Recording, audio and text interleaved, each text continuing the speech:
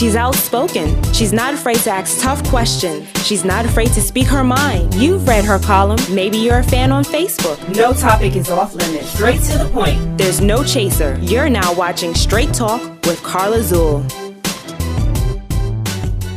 Welcome to another edition of Straight Talk. I'm your host, Carla Zuill.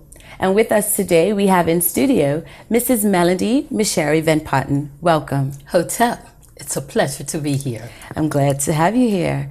Now, you're an Africologist. Can you explain to our viewers what exactly does that mean? I have been formally educated in African and African American studies at Temple University.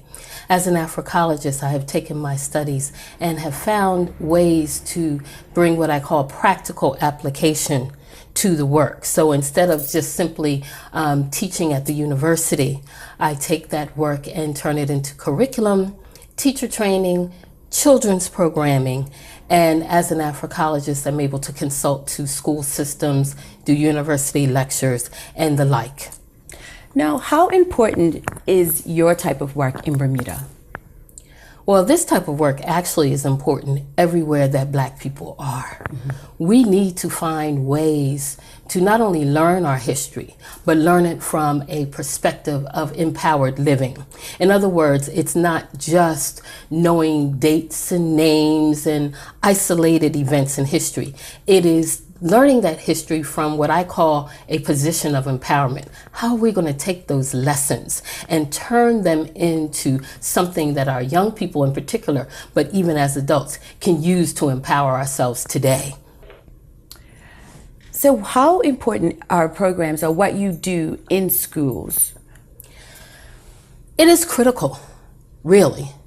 I mean, when we talk about young people understanding who they are and the greatness of which they come, that translates into academic performance, it translates into character development and building, it translates into a young person developing their genius and being able to make a powerful and positive contribution to the society.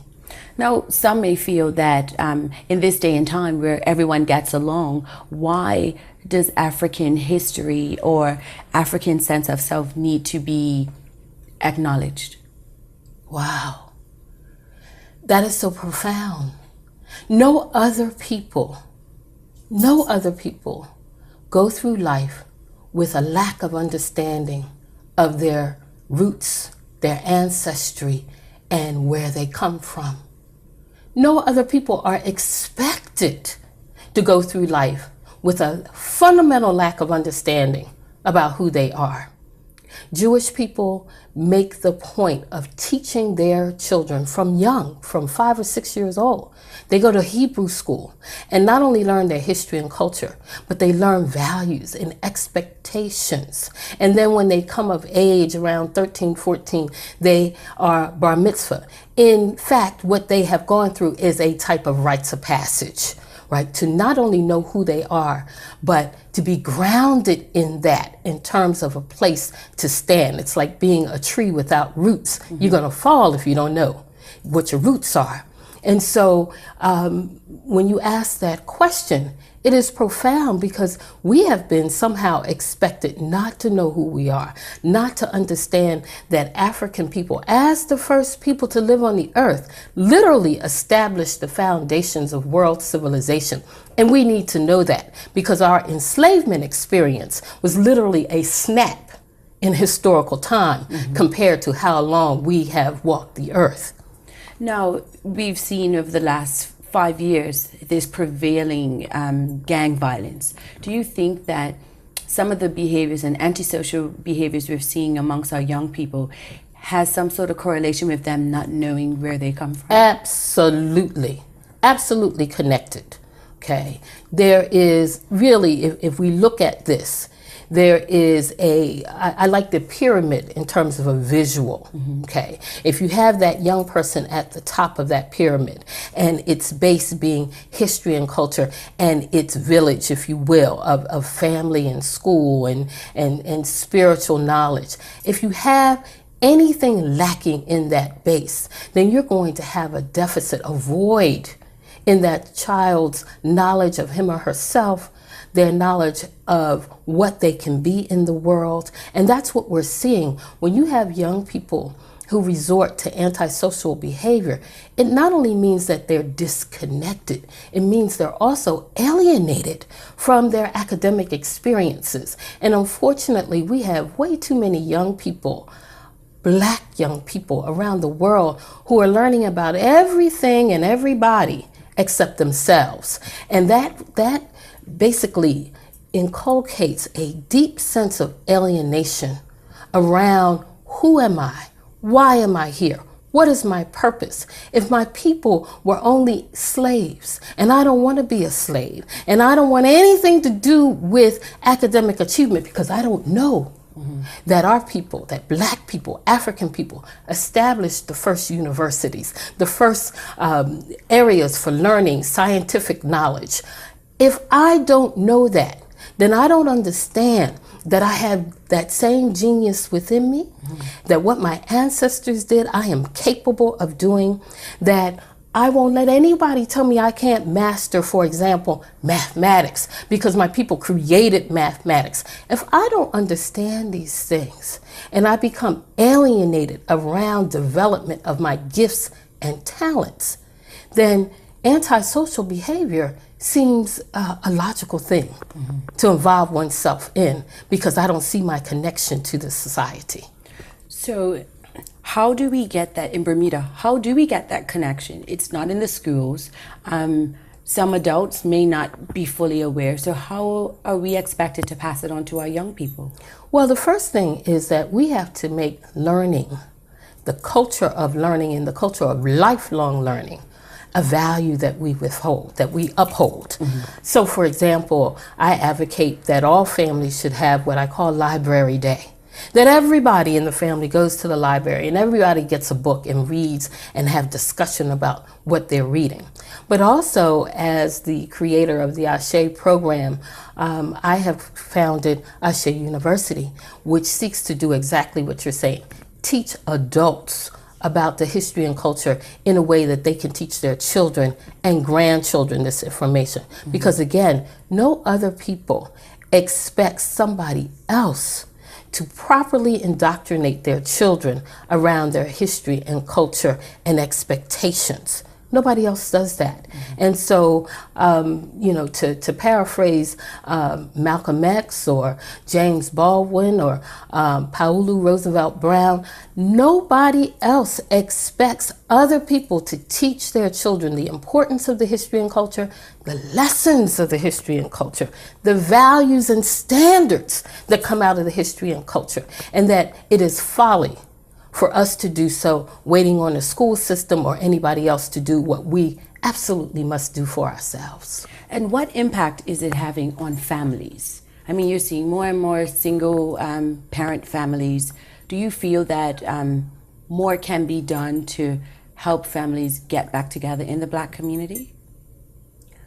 Well, that is a broad question. I mean, clearly there is no one answer around how do we go back to wholeness, because that's really what you're talking about. How do we make ourselves whole?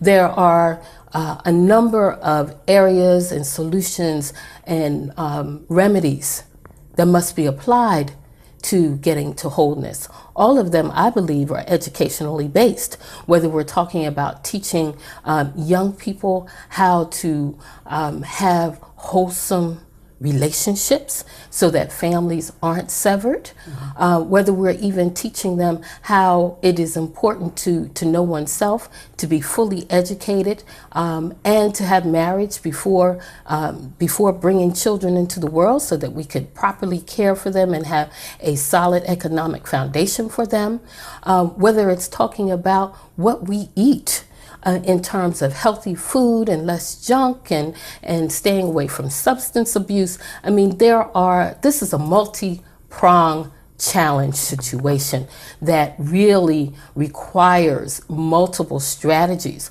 But I have to say that if you know who you are, and you understand that you have a purpose, that you understand that you have God-given talents, and what I call genius, if you start to develop that, you will understand better, that there is a wholesome and really a path towards greatness for your life.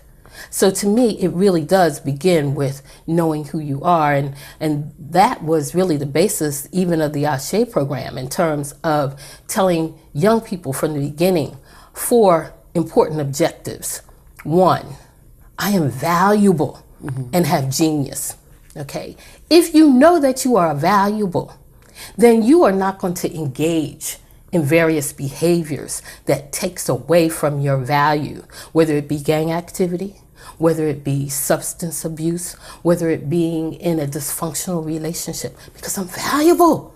I have something to offer, and if I have genius, I won't let anyone tell me what I can't do. Okay. Second one, my history and culture are sources of knowledge with lessons to be learned. So that's really self-explanatory. It means that you have to know the history and culture in order to pull those lessons out, right? The third one, I must develop my character to be successful in life. And all you have to do is look at any employment ad that asks for character references to know that one must develop one's character. So again, when you're talking about wholeness, one's character is part of wholeness. And then the last objective for Ashe principles is that my talents, my skills, the world is waiting for me to contribute my gifts and talents to the world. So that feeds right back into the first one, because if I know I'm valuable and I know I have genius, that means I do have talents and skills. And what I say to young people is that we would be bereft without your youthful energy, without that genius that is within you, that skills and talents grow out of, and the world literally is waiting for that. Okay. Now we're going to take a break, but before we go to break, you told me that you wanted me to call you something. Can you tell me what it is and explain to me the meaning in Swahili? Well, I am generally called Mwalimu Vanputten, and Mwalimu means master teacher in Swahili. It is an alternative term for professor. And as you know, I have taught at the university level, but I have all my students, both adults as well as children, call me Mwalimu. Okay. And we'll be back after this break. When the lust and dust is gone, if you don't have friendship, you don't have anything. More Straight Talk after these messages.